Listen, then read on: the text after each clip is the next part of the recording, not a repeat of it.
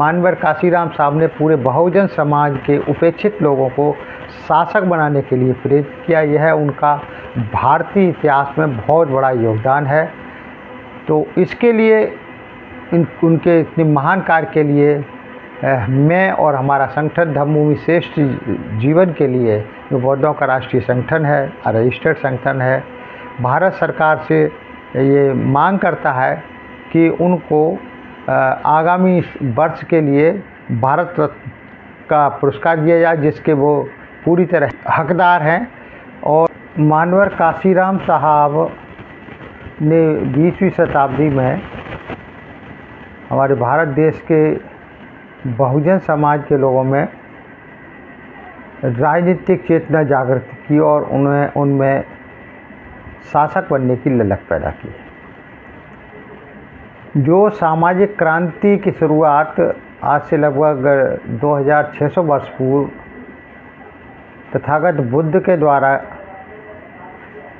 जातिवाद, असमानता पर आधारित व्यवस्था के खिलाफ शुरू की थी और समता, स्वतंत्रता, भाईचारे पर आधारित सामाजिक व्यवस्था की स्थापना के लिए उन्होंने पूरे देश और दुनिया को बुद्धिज्म दिया। मानवर काशीराम साहब ने अपनी युवावस्था में पैदल यात्राएं कर साइकिल यात्राएं कर और छोटे साधनों से देश के कोने कोने में जाकर बहुत बड़े पैमाने पर लोगों को सामाजिक और राजनीतिक रूप से तैयार किया। और बहुजन समाज पार्टी बनाने के पश्चात उन्होंने अपनी राजनीतिक रणनीतिक कौशलता के बलबूते पर अपने जीते जी बहुजन समाज पार्टी के प्रदेश में एक सरकार बनवाई। उत्तर प्रदेश में चाहे वो भारतीय जनता पार्टी के सहयोग से ही क्यों न बनाई गई हो, परंतु यहाँ हमें ध्यान रखना है कि उन्होंने अपने पार्टी के और अपनी विचारधारा से कभी भी समझौता नहीं किया। तो मानवर काशीराम साहब ने, जो बाबा साहब ने एक अपने लोगों का आह्वान किया था कि लिख दो अपनी दीवारों पर कि हम इस देश के शासक हैं। नमस्कार दर्शकों, आप देख रहे हैं रेंजर टीवी इंडिया। ना धर्म ना जात, केवल सच के साथ। दर्शकों, आपको हमारा चैनल पसंद आता है तो सब्सक्राइब करें, लाइक करें, शेयर करें, कमेंट जरूर करें। नमस्कार दर्शकों, मैं हूं अमित वॉटसन और आप देख रहे हैं रेंजर टीवी इंडिया। ना धर्म ना जात, केवल सत्य के साथ। दर्शकों, आज हम बात करने जा रहे हैं भारत देश में जन्मे महापुरुष मानवर काशीराम साहब की, जिन्होंने भारत देश के गरीब, शोषित, वंचित अक़लियतों को राजनीति के मार्ग पर चलकर सत्ता हासिल करवाई, सत्ता में भागीदारी दिलवाई। उदाहरण के तौर पर देखा जाए तो बहुजन समाज पार्टी की राष्ट्रीय अध्यक्षा मायावती जी को 4 बार उत्तर प्रदेश की मुख्यमंत्री बनवाया। मानवर काशीराम साहब के इसी योगदान को देखते हुए हमारे चैनल के माध्यम से एक मुहिम चलाई जा रही है कि आने वाले समय में जिस प्रकार से भारत देश की सरकार हमारे देश के महापुरुषों को भारत रत्न से सम्मानित करती है, तो हमारा चैनल चाहता है कि आने वाले समय में जो भारत देश का राष्ट्रीय सम्मान भारत रत्न मानवर काशीराम साहब को भी प्रदान किया जाए। और इसी विषय को लेकर हम जानना चाहेंगे भारत देश के समाजसेवियों से भी कि उनका इस विषय को लेकर क्या विचार है। आइए जानते हैं। मैं अमित जी, आपके रेंजर टीवी इंडिया चैनल के सभी दर्शकों को सादर जय भीम नमोबुद्धाय बोलता हूँ। देखिए, मानवर काशीराम साहब ने 20वीं शताब्दी में हमारे भारत देश के बहुजन समाज के लोगों में राजनीतिक चेतना जागृत की और उनमें शासक बनने की ललक पैदा की। जो सामाजिक क्रांति की शुरुआत आज से लगभग 2600 वर्ष पूर्व तथागत बुद्ध के द्वारा जातिवाद, असमानता पर आधारित व्यवस्था के खिलाफ शुरू की थी और समता, स्वतंत्रता, भाईचारे पर आधारित सामाजिक व्यवस्था की स्थापना के लिए उन्होंने पूरे देश और दुनिया को बुद्धिज्म दिया। प्रज्ञाशील और समाधि का उन्होंने उपदेश दिया। उनके महापरिनिर्वाण के पश्चात इस सामाजिक क्रांति को चंद्रगुप्त साम्राज्य वंश के बहुत सारे राजाओं ने आगे बढ़ाया, जिनमें महान बौद्ध सम्राट अशोक का नाम सर्वोपरि है। उस समय भारतवर्ष सोने की चिड़िया कहलाता था, जब सम्राट अशोक और उनके बाद जो बौद्ध शासक थे उसके समय में समाज में आपसी भाईचारा कायम था। जाति के आधार पर, वर्ण के आधार पर, लिंग के आधार पर किसी के साथ कोई भेदभाव नहीं होता था और सरकार सभी मनुष्यों के लिए लोक कल्याणकारी कार्य करती थी। आज से लगभग 200 वर्ष पूर्व फिर इस सामाजिक क्रांति को भारतवर्ष में महात्मा ज्योतिराव फूले के नेतृत्व में शुरू किया गया।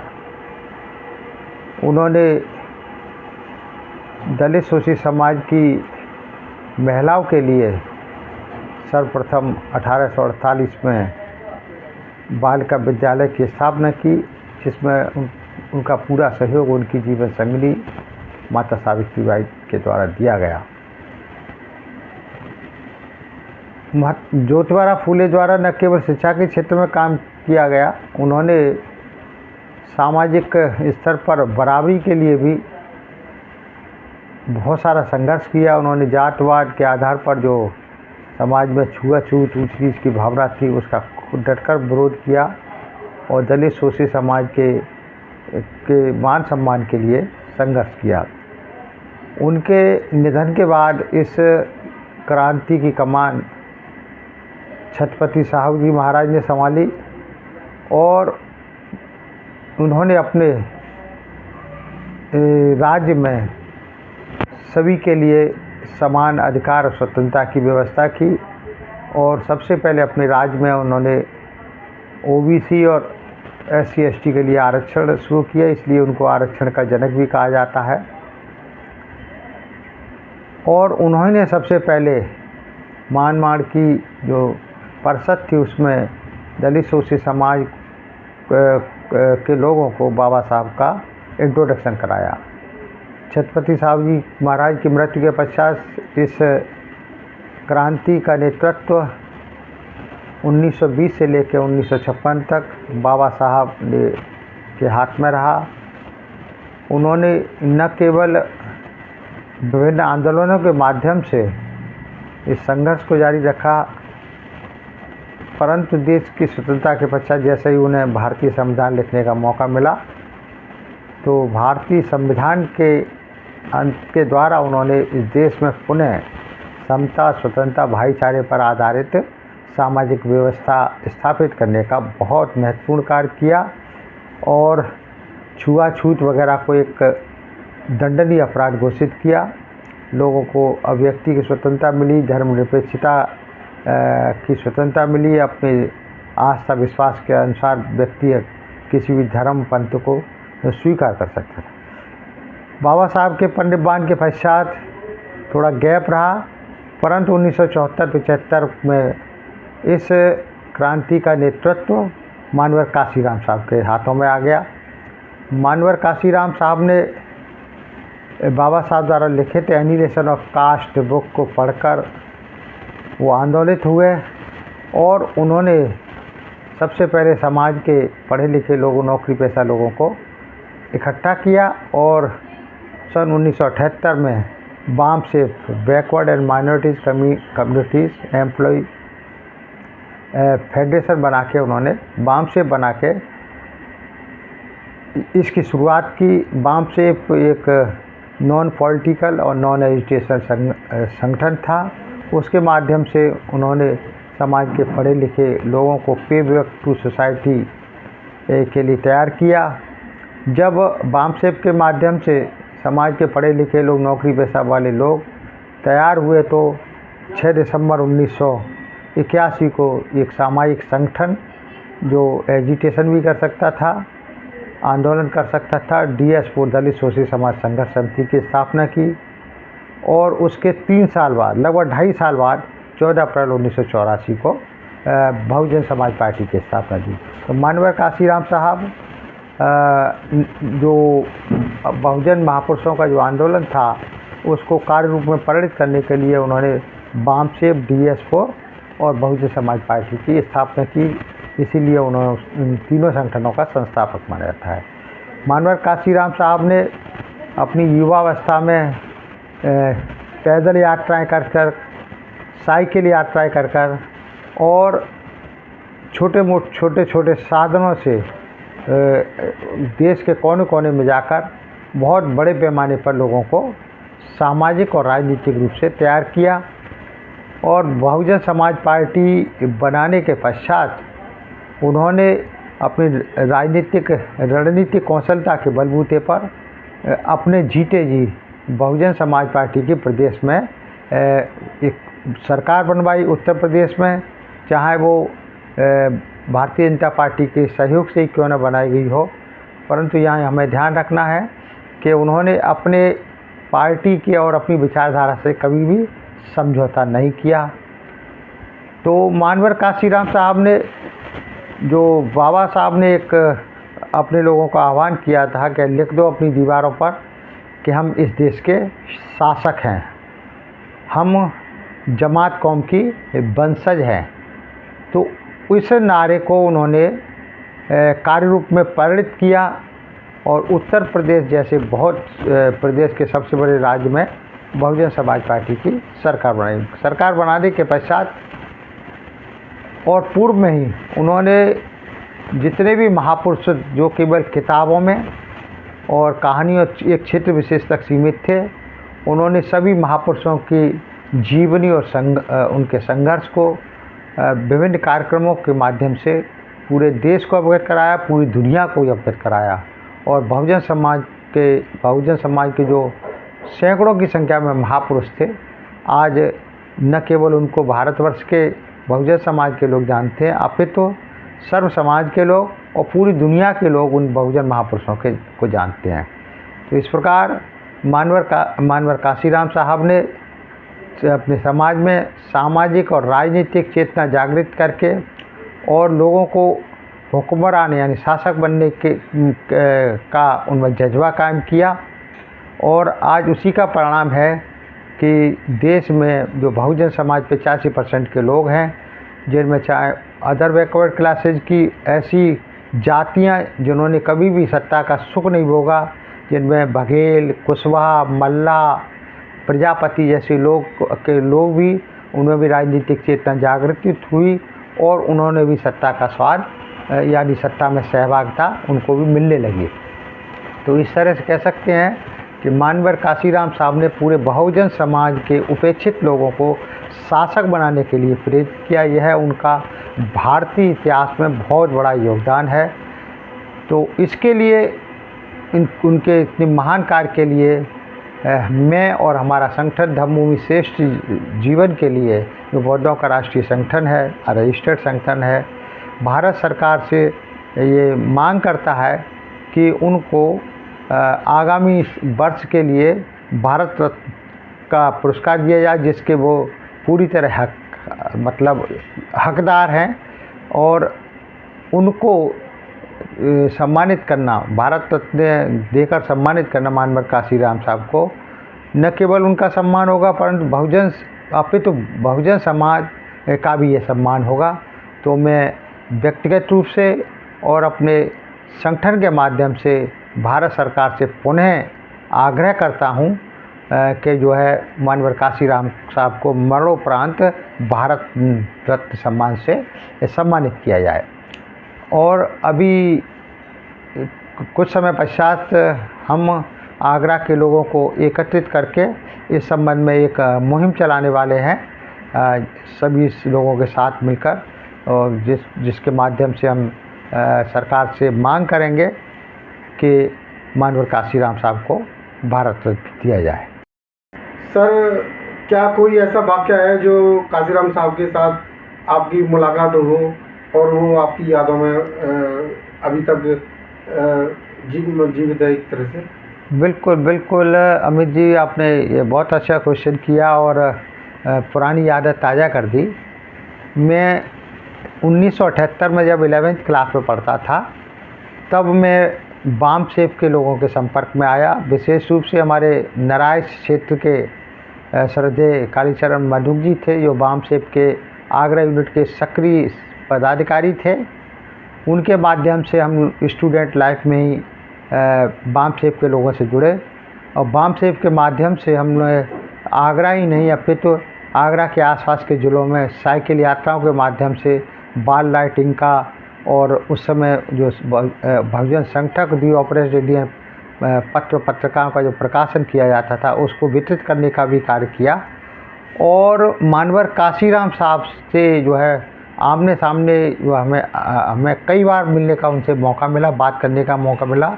और सबसे पहले 1982 में जब मानवर काशीराम साहब ने जो है पूना पैक्ट के 50 साल के अवसर पर पूना पैक्ट धिक्कार परिषदों का पूरे देश में आयोजन किया और साइकिल यात्रा के माध्यम से उन्होंने इस तरह के कार्यक्रम किए। तो 20 सितंबर 1982 को हम लोग आगरा से उनके साथ दिल्ली तक साइकिल के द्वारा गए। तो बीच बीच में हम लोगों ने मानवर काशीराम साहब के साथ में बैठ के कई जगह खाना भी खाया और एक दो जगह हम जो शुरुआत थी तो हम लोगों ने भाषण भी दिए। फिर उसके पश्चात 1983 में DS4 के माध्यम से मानवर काशीराम साहब ने दिल्ली में मेट्रोपॉलिटन काउंसिल का चुनाव लड़ा था। तो हम लोग आगरा से काफ़ी संख्या में बाम सेप के लोगों के साथ में चुनाव प्रचार करने दिल्ली गए थे। 83 के जनवरी फरवरी में चुनाव थे। तो हम लोगों ने जमुना पार्क का एरिया है लक्ष्मी नगर में, जहाँ चुनाव कार्यालय था, तो वहाँ मानवर काशीराम साहब आते जाते रहते थे। तो उनसे बात करने का मौका मिला। अच्छा, जब साइकिल रैली हम लोग ले गए थे तो इंडिया गेट में उस समय जितने भी साइकिलिस्ट थे उनका मानवर काशीराम साहब ने स्वागत किया था और हम लोगों ने हाथ मिलाया था मानवर काशीराम साहब के साथ में। फिर एक कार्यक्रम मानवर काशीराम साहब का इधर सिरसागंज में था, तो हम साइकिलों से सिरसागंज में गए थे। उनके सामने बैठ के आमने सामने बातें की, उनकी जो है उन्होंने जो बातें बताई वो सुनी। एक बार हम जो करोल बाग में बाम सेप का जो कार्यालय था, तो उसमें भी जो है हम लोगों ने मानवर काशीराम साहब को आमने सामने बैठ के उन लोगों के विचार जाने। इसके पश्चात 1988 में जब मानवर काशीराम साहब BP सिंह के अगेंस्ट इलाहाबाद उपचुनाव में लड़े थे, तो हम लोग वहाँ चुनाव प्रचार करने गए थे। तो वहाँ भी मानवर काशीराम साहब का सानिध्य प्राप्त करने का हमें अवसर मिला। तो इसलिए हम कह सकते हैं मैं व्यक्तिगत रूप से बहुत भाग्यशाली हूँ। और हमारे नारायण गांव में और टेढ़ी बगिया क्षेत्र में भी मानवर काशीराम साहब यहाँ आए थे और टेढ़ी बगिया के एक कार्यक्रम में तो मुझे उनके कार्यक्रम का संचालन करने का भी सौभाग्य प्राप्त हुआ था। तो इस तरह से मैं कह सकता हूँ कि मानवर काशीराम साहब का सानिध्य हमें जो है प्रत्यक्ष अप्रत्यक्ष रूप से कई बार जीवन में मिला। इस मामले में मैं अपने को भाग्यशाली मानता हूँ। तो जैसा कि मानवर काशीराम साहब का कार्यकर्ताओं के प्रति कैसा स्वभाव रहता था? कभी कभी जैसे कोई कार्यकर्ता गलतियां कर देता है या कुछ कहता है, तो उसमें शहर को लेकर किस प्रकार से अपने कार्यकर्ता को जैसे डांटते हैं या समझाने की कोशिश कर देते, और कार्यकर्ता जैसे उनकी डांट को किस प्रकार से लेते थे? नहीं, वैसे तो देखिए मानवर काशीराम साहब का व्यवहार अपने जो कार्यकर्ता थे, विशेष रूप से बाम सेप के लोगों, BSP या DS4 के लोगों, उनके साथ बहुत ही प्रेमपूर्वक रहता था। यदि कोई गलती भी करता था तो वो संगठन के हित में उनको डांटते थे। और बाकी व्यवहार के रूप में देखा जाए, उनका स्वभाव के रूप में भी यदि मैं बात करूं तो मानवर काशीराम साहब नाराज़ भी बहुत जल्दी होते थे। एक बार का वाक़या, जब 1983 में हम लोग मेट्रोपॉलिटन काउंसिल का चुनाव का प्रचार कर रहे थे दिल्ली में, तो मानवर काशीराम साहब के उस समय एक बॉडीगार्ड हुआ करते राम कुमार रामे। तो दिल्ली में ये जमुना पार्क क्षेत्र से वो ये नगर निगम का चुनाव लड़ रहे थे। तो प्रचार प्रसार का आखिरी दिन होता है प्रचार प्रसार का, तो उस दिन रैली निकल रही थी। तो इधर DS4 के लोगों की रैली थी और उधर सामने से कांग्रेस के लोगों की रैली आ गई, जो कांग्रेस का कैंडिडेट था। तो चूँकि उस समय कांग्रेस सत्ता में रही थी और उनको डर लग रहा था कि ये संगठन भी बन रहा है जिसमें दलित शोषित समाज के लोग हैं, OBC के लोग हैं, तो ये इनसे हो सकता है उनको ये आभास होने लगा था कि कांग्रेस का नुकसान करेंगे। तो वो हमारी रैली को देख के बौखला गए, उन्होंने हमारी रैली को डिस्टर्ब करने की कोशिश की। तो मान्यवर काशीराम साहब जो उनको गुस्सा आया और उन्होंने मैंने देखा खुद एक व्यक्ति के हाथ से जो है जो जिसमें झंडा लगा था डंडा लेके वो उन कांग्रेसियों के ऊपर टूट पड़े थे। एक वाक्य एक और है, एक बार काशीराम साहब जो है किसी एक कोई कार्यक्रम कर रहे थे, तो वहाँ भी कहीं प्रतिबंध लगा था। तो मानवर काशीराम साहब का जो कॉलर किसी DSP वगैरह ने पकड़ लिया था, तो वो काफ़ी उत्तेजित हो गए थे और वहीं धरने पर बैठ गए थे। तो और उसको DSP को माफ़ी मांगनी पड़ी थी। उसके बाद जो है वो वहाँ से हटे। तो उनका स्वभाव गुस्सा भी जल्दी होते थे साहब, और वैसे तो बहुत खुश मिजाज से हंसते रहते थे, प्रसन्न रहते थे और लोगों में उत्साह का संचार करते रहते थे।